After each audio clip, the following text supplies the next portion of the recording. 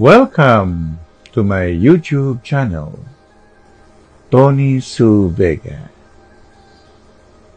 your feng shui guru and paranormal expert. Mga kababalaghan na tunay na nangyari. True to life stories, story number 46.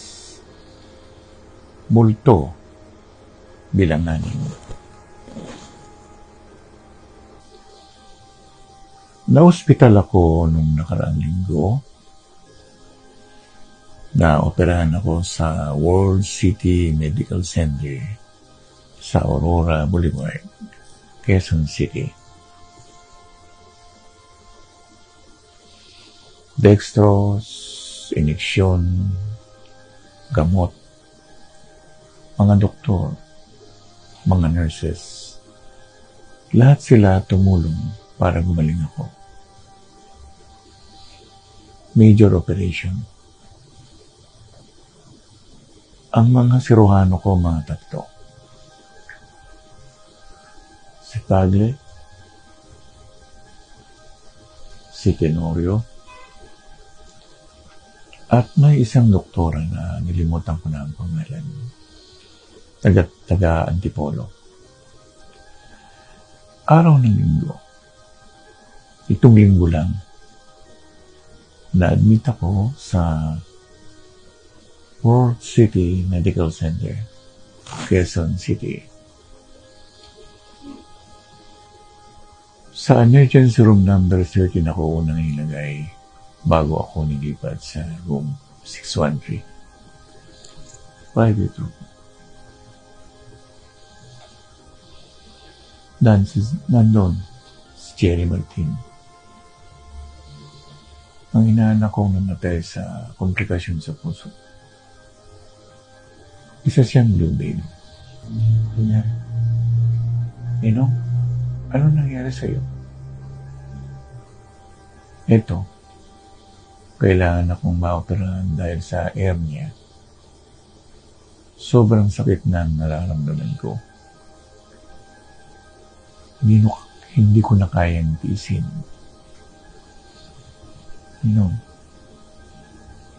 Dito lang ako.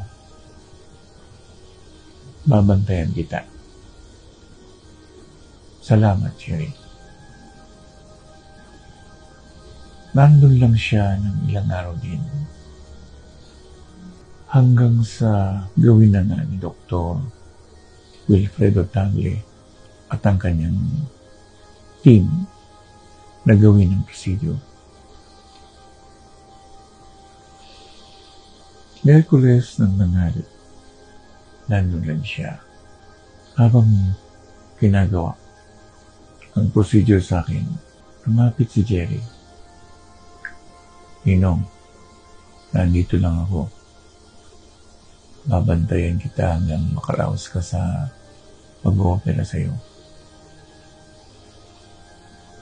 Maraming salamat ulit, Jerry. Kahit pa nung buhay pa si Jerry, pupuntahan niya ako sa bahay namin, magmamano, makikipaguntahan sa akin, kakain kami,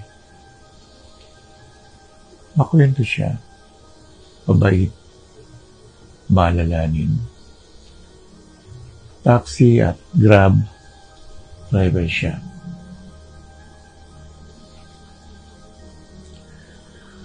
At nilagyan na nga ako ng anesthesia. Nakatulog ako habang inoperahan ako. Nagising na lang ako nang tapos na ang operasyon. Walang pakiramdam ang kalahati ng ibabang bahagi ng katawan ko na parang nalumpo ako. Hindi ko maigalaw ang mga paa ko. Manhid ang mga hita ko. Nasa recovery room na pala ako.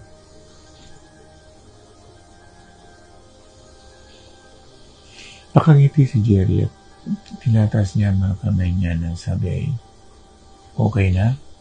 Alam ko, kasi ako ng mga oras na yun, nakangiti si Jerry. Mga ilang oras din ako nasa recovery room at nailagay na ako sa stretcher upang ibalik ako sa room 613. Nag-elevator kami. Nasa loob na ako ng kwarto ko at muling nagpakita si Jerry. Ayos ka na, no? Pero dito pa rin ako hanggang paglabas mo sa ospital na ito. Hinawakan niya ang noo ko at ang mga kamay ko. 2 araw matapos ang operasyon, na-clear na akong umuwi o discharge. Gusto mo na umuwi? Tanong ni Dr. Octavio. Pwede na ba, Doc? Oo naman. Biyernes, uwi ka na. At ngayon nga, nasa bahay na ako. At nandito rin ni Jay. Kinakawayan niya ako. Salamat, Jerry. Salamat.